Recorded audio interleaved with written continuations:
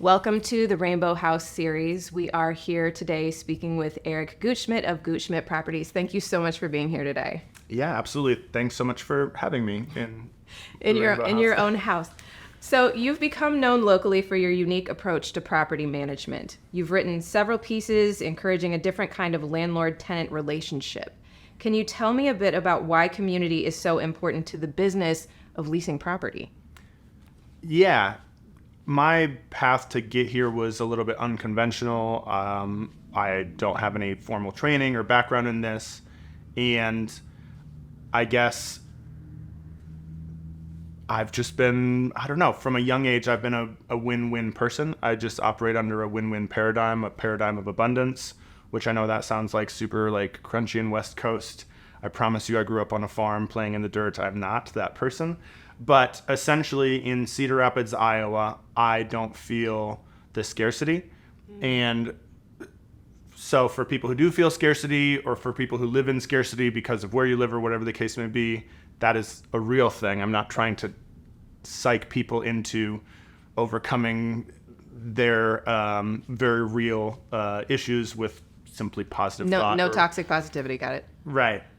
But in Cedar Rapids, Iowa, I do think that this is a community with a lot of abundance. Mm-hmm. And so from that perspective, I could see that many of my peers were engaging in more win-lose relationships with their tenants. And I just decided to not do that. My background is not in housing or real estate or construction. My background is in waiting tables and serving drinks. And as a waiter, if you're waiting tables, for anybody out there who's ever waited tables before, your goal is for the people to have a happy total experience and for them to leave on a high note, right? Because it's at the end of the meal that they pay the bill and give you the tip. So even if there's an issue at the beginning, even if there was a hair in the food or whatever the case may be, you're looking at like in the long haul with that relationship, salvaging the relationship so that they feel positively. And so they will tip you and then hopefully come back, right? That's the way that our whole system is set up. And it's that mentality that I kind of brought into real estate or property management. Just the idea that even if you have a tenant who has an issue, maybe they're late on rent one time, or maybe something breaks in the house that needs to be fixed, or whatever the case may be, even though there is an issue, this is a real thing that needs to be addressed, needs to be fixed, but still that shouldn't necessarily sour the relationship. It still should be worthwhile to try to have the relationship be a win-win relationship and have them like leave on a high note. That's really interesting perspective. I never thought about it from the perspective of something you would learn in the service industry.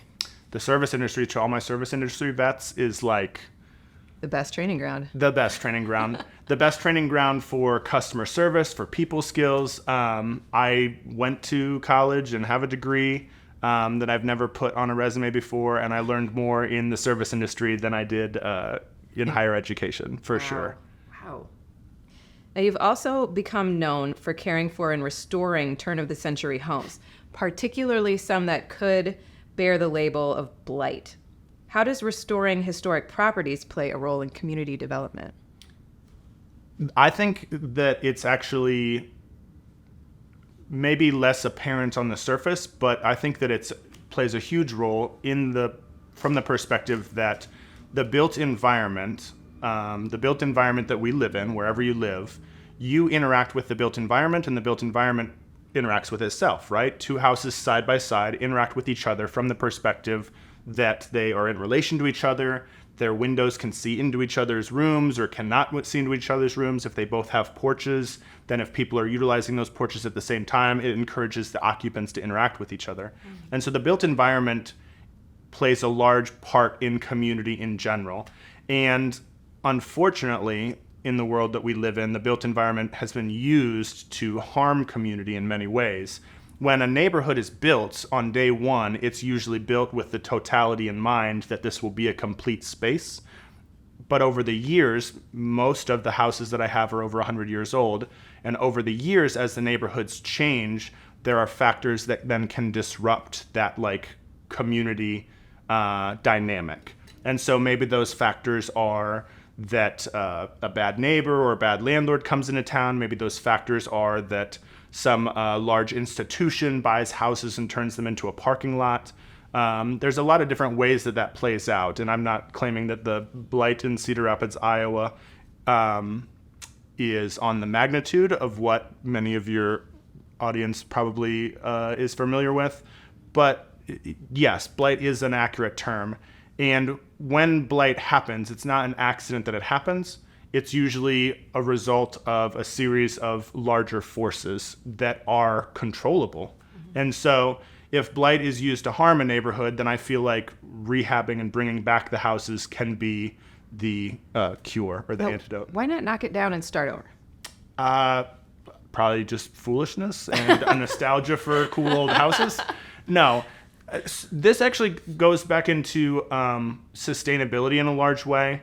The 100-year-old houses, the Craftsman vintage from 1900 to 1920 in particular, was kind of a golden age of house building from a bones perspective. Mm-hmm. So the Craftsman houses, in my opinion, have the best bones of any other era.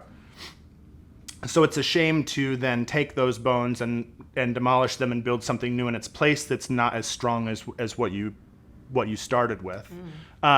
In the same way, the 100-year-old wood trim and features are ones that you can't replicate.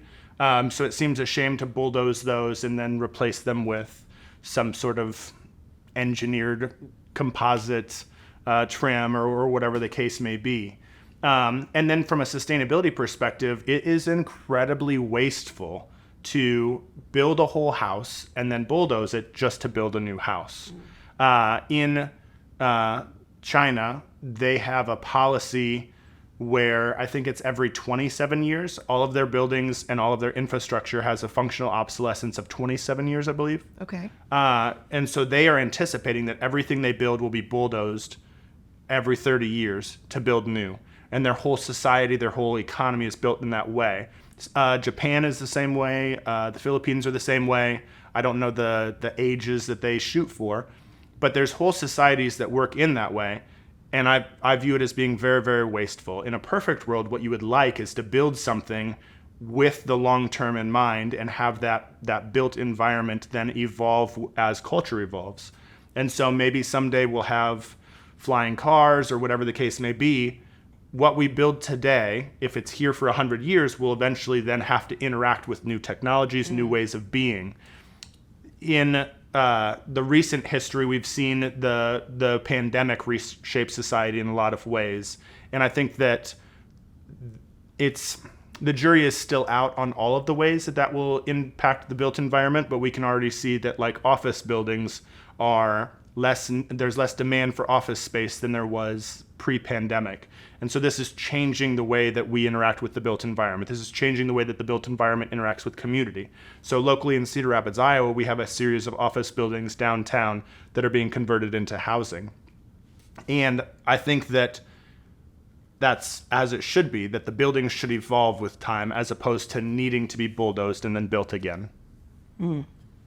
That's interacting with new technology. Thinking about property interacting with new technology is, I have a good example of that. Was walking in residential DC with my little one and her saying, well, why doesn't anybody have a driveway? Mm-hmm. There were no cars. Yeah. There were no cars when these homes were built. Mm-hmm. But we don't really think about that when we're putting things together at this point. What's it going to look like in the future? And that's so hard to predict, especially with some of the new things that are evolving. What's frustrating to me is that it's not part of the conversation. In most of the rooms that I've been in where planning and development is concerned, there's some, like, locally they have like a future land use map, but this is very general and vague. I think that society could benefit from a little bit more of a conversation about viewing things in the long term. Someday. We're currently sitting in what you call the Clark House, but will forever, to me, be known as the Rainbow House. My youngest and I helped your team paint this house 4 years ago, and I remember you explaining the symbolic importance of this house in the center of town as a beacon of inclusion. Today, you're working on a project called Rainbow Road. Will you share a little bit with me about that project? Yeah. small question, big answer. Okay. So essentially, I'm a straight white man who grew up on a farm in rural Lynn County. So I did not interact with people who were different than me until I was an adult, really. I think there was only one person of color in my entire high school, and he gave me a black eye. Oh. Don't worry, I deserved it. But this was my experience then growing up, right? So this is, of course, going to be bias and prejudice because it's such a small sample size. And so as an adult, I've then had the blessing of and the burden of learning about the larger world than me and learning how I fit into it. In the bigger picture, I'm not discriminated against in any way. And so I can go about my day with little to no obstructions from society at large. But I can see very clearly how marginalized people, marginalized groups are actively discriminated against. And I don't know, that's fucked up, right? So I have a choice then to either just do me and ignore my neighbors and the people around me, or I have the choice to, you know what I mean, stand on the side of what's going to be viewed as right in history. I firmly believe that the things that I'm doing, even if they're imperfect, which hopefully if they're out there, I can get some grace from the community. But yeah, I'm doing this with history in mind. If I had been born in the 50s or 60s, where would I have been? Where would I have been in those diners? Because I would have been present. Right. But on which side? I don't, you know what I mean? I would love to think that I would have stood up and done what was right, but sometimes you don't know.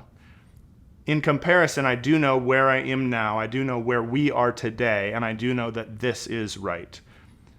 You can see, so this house is painted not just like the rainbow flag, but the Pride Plus flag, right? Mm-hmm. Which is, as I understand it, which has direct ties back to the Stonewall riots. Mm-hmm. And so, who was it? Marsha Johnson? Yep, Marsha P. Johnson. Marsha P. Johnson, right? So talk about like intersectionality of like the most marginalized. And that's essentially what this is a flag for, is that the most marginalized among us can see this and see that somebody is out there raising the flag saying, you are heard, you are seen, you are here, and we embrace you. And that's what this is.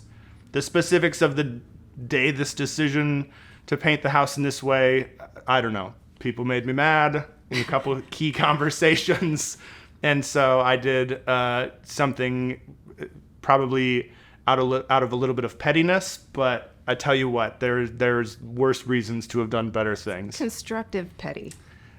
With the Rainbow Road project, that's going to take this to the next level. So the Rainbow House is viewable from the interstate, but it's kind of off the beaten path a little bit, so you'd have to look for it.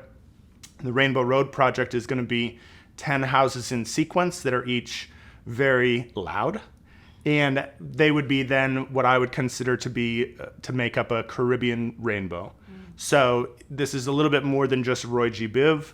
This is Roy G. Biv plus. But I've seen in my travels, so I've traveled a fair degree, and I've seen in my travels other neighborhoods in other countries where in otherwise low income, low census tract, blighted areas where the houses are painted anyways, if everyone simply gets on board and paints the houses in concert or in unison with a theme, you can then take a blighted neighborhood and make it one that people will travel the world over to go see.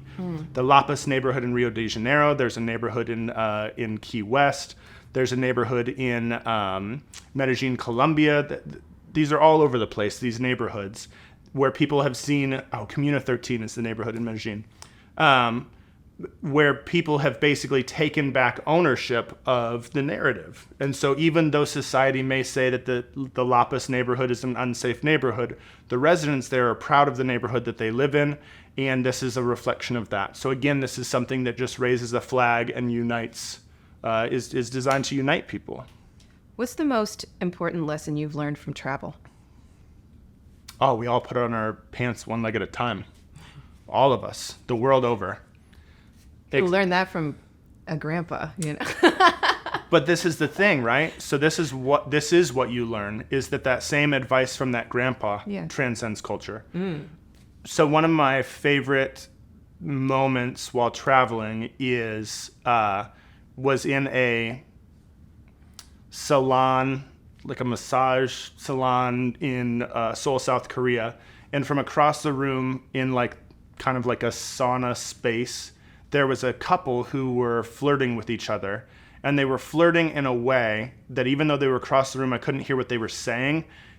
Their flirting was one that was very familiar, even though Korean culture is not familiar.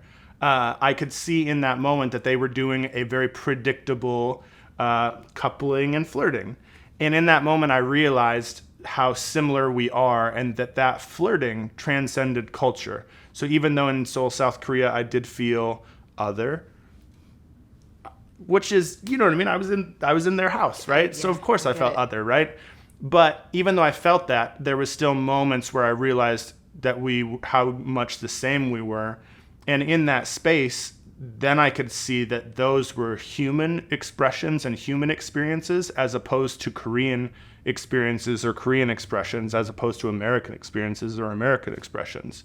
So the times where you're traveling and you see someone who's the world apart from you, when you see somebody do something that you can connect with, that's something that is the same exact thing that you would do in your culture, you realize that what they're doing is a human thing, not a cultural thing. And so, yeah, that's been really cool. So you talk about being in another place and feeling like an other. I had a similar experience fairly recently in Taipei.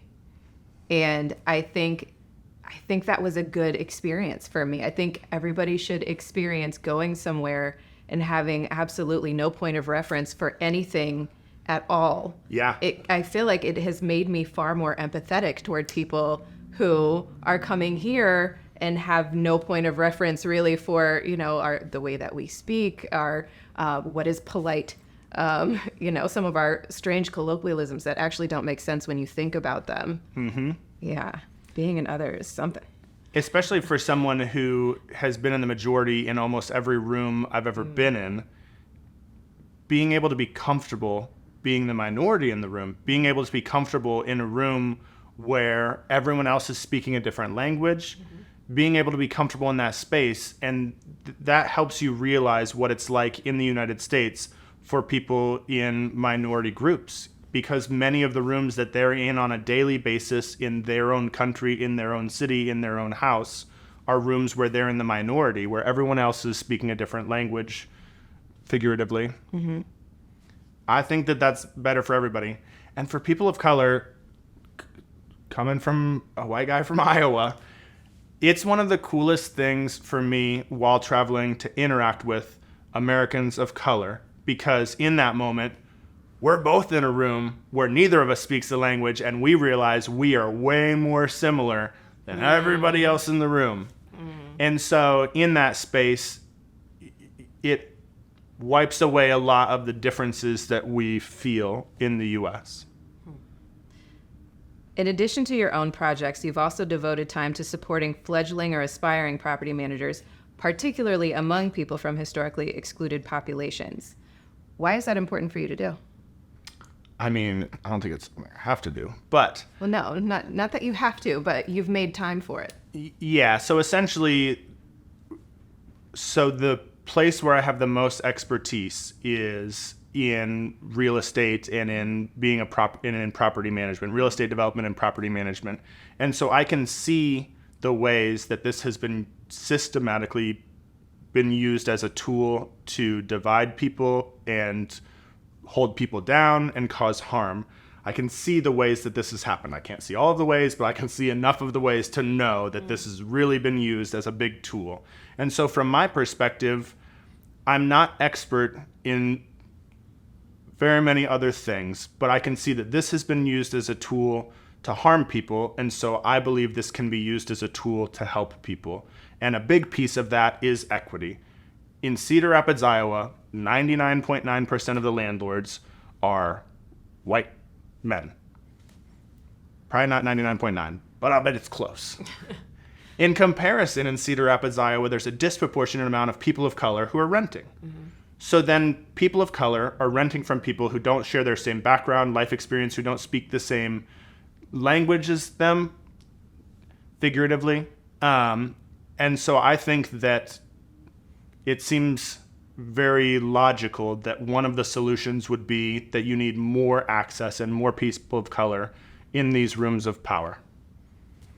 Honestly, Mike Render, or Killer Mike for everybody who knows him from Georgia, has been super influential to me because he speaks a lot about that, about people of color needing the equity, needing the access. And so that really, yes, was definitely a light bulb moment. I didn't know we were going to talk about Killer Mike today. Oh my goodness, Killer Mike. It's the truth. You strive to challenge the status quo in so many ways. Was there someone or something in your life that inspired you to see the world in a different way? Yes. So my two would be that, from traveling and all the people that I've met along the way, many of which I'm still friends with on Facebook, even though we might, I don't know, never meet again in real life. But that has definitely opened my eyes to the wider world and my place in it. And then when I was younger, I was blessed with a couple years where I got to spend a lot of FaceTime with Charles Silk Dunn, and he helped me understand my power in this world, in that even at 21, 22 years old when we met, even at 21 or 22 years old, the thoughts in my head at that time were connected to all of the things that I would do in this life. The person who built the Eiffel Tower, the person who came up with the idea of it was one person. And at one time, the Eiffel Tower was simply an idea in one person's head. And now it's manifest into this symbol that defines a whole people. The French people are defined by, this is one of the defining features of the French people, right? And so a single idea in a person's head absolutely over a lifetime can change the world, can be of that magnitude, can grow to that magnitude. And so being aware of that helped me to understand that the thoughts that I was thinking now really matter in comparison to and in connection to my whole life. How do you try and impart that piece of wisdom to other people? I try to get them to go traveling. No, I don't know. So just through experience? I don't know. I really wish that I understood more about myself and what got me here. I can see in self-reflection different like pieces or components and connections. But if I could figure out how to take it out of me and put it on paper and distill it into something that someone could read or digest, I absolutely would. But I currently don't know how to do that. A work in progress. Maybe this will be a part of it. A beginning step. Now, you started this property company with one house that you self-funded and fixed up yourself. Now, a relatively short time later, you're taking on some much bigger, massive projects that will impact this community for decades and potentially generations to come. What should people know about the kind of challenges that go along with exponential growth? I think that there are stair-stepped thresholds that you cross. And there is a belief or a paradigm or a school of thought that is that as things scale up, certain dynamics get easier. But I think that the challenges simply change into different challenges. I don't think that it ever necessarily gets easier. Quite the opposite. I think that it's likely harder as it scales up and grows. And I think that, I think that it gets harder, not easier. But I think that as this grows and I see it growing and I can see what it can do, I think that that's what pushes me on. The rainbow house that we're in right now, at the end of my life, I could put a deed restriction on this house that says that it can never be painted any color besides rainbow. In that case, it will be a rainbow house for hundreds of years until whatever, an earthquake or volcano wipes out Cedar Rapids, Iowa in the climate wars or whatever. But I can see then that in my lifetime, I have the ability to have an impact hundreds of years into the future. Mm-hmm. This house was built before my grandfather and probably even great-grandfather was born, and it will certainly be around, barring any unforeseen biblical catastrophe, but it will almost certainly be around for hundreds of years after I'm gone, depending on what I do to it. So twice the neighbors have complained about the race of my tenants, whereby they called me over and in person complained about the race of my tenants, right? Wow. Like the out loud part. Many times people have complained that I shouldn't rent to people from Chicago or other like more coded language. Many times. I'm from Queens, for the record. So with this in mind, yeah, I just need a little bit more time and resources, but I absolutely plan on buying their fucking houses and finding the thing that I think would offend them the most. And I will convert that house to a safe house for queer, trans, women of color, whatever. The thing is that will offend them the most, that will also do good in the world. Nice. But I have the power to choose that. Nice. And I will. When you grow, so do your goals. I'll bet I'll have 10,000 units by the end of my life. That's a lot. That's a lot. You're going to need to scale up that staff, my friend. So within 100 years after my passing, it should be at 100,000 units. It should 10x every 100 years. Great. Is my guess. So then in 500 years... How many houses are in this town?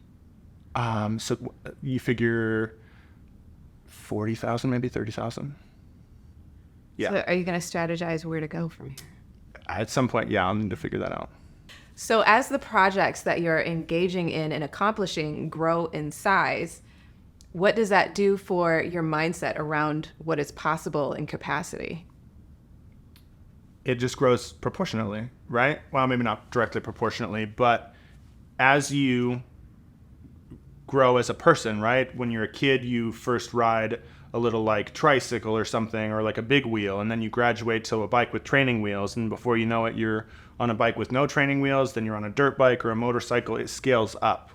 And the jump from a bicycle to a dirt bike is a big jump, right? Because a bicycle can maybe go 20 miles an hour, a dirt bike can go 100.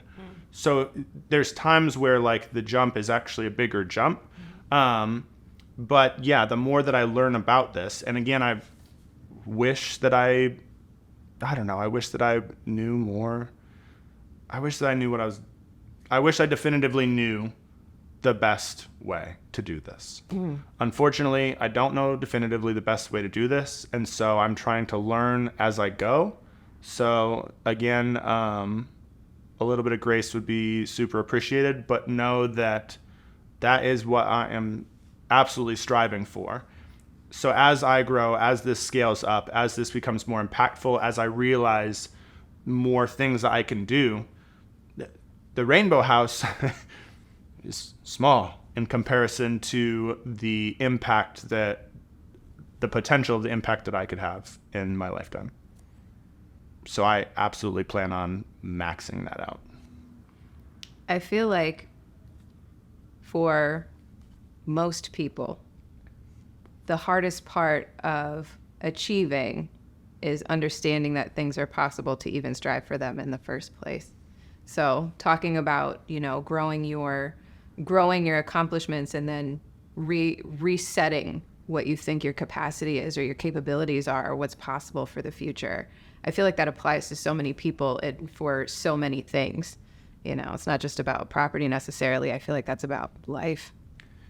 That's why, to the audience, if I could give any advice to anyone in life, it would be to seek out mentors and to seek out or be open to mentees.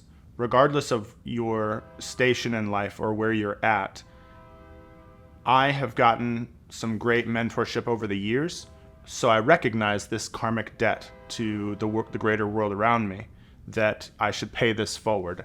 And I think that that's very common for most successful people, that they recognize this karmic debt. And so for every unasked question, the answer is always no. And I've asked more people to mentor me or be my mentor than have said yes. Some of them have said no. But I continue to ask, and enough of them say yes that I am able to get some good mentorship and advice. Unfortunately, Cedar Rapids, Iowa is a small market, so it is finite. But yeah, I think that the more mentorship that you can get, and then conversely, the more that you can give out, I think that really helps you to understand what's possible. Because then it's not you necessarily blazing a trail, it's more of you simply following a path that others have already blazed before you. And making it better. And when it comes to, I wish that Cedar Rapids was more diverse, because I wish that there were more successful minority entrepreneurs in Cedar Rapids that could give back, because I can see that even where I stand today, my perspective is still very limited, and I cannot give the best advice because I have not walked a mile in other people's shoes. So I can try, and in good faith I can try, and I do try, but the world would be a better place if more people tried, and if more diverse people tried. I think maybe one of the best quotes I've heard on that is, you're not a leader until you can create more leaders. Mm-hmm. What did I not ask you that I should have? I don't know. I think that stay tuned, folks, because I've been doing this for almost 14 years, and I probably have 40 or 50 yet to go. So if this continues, I think it will only get more and more impactful and more exciting. Thank you very much for spending your time with us today. I really appreciate you. Yeah, thanks for having me. Always good to talk to you.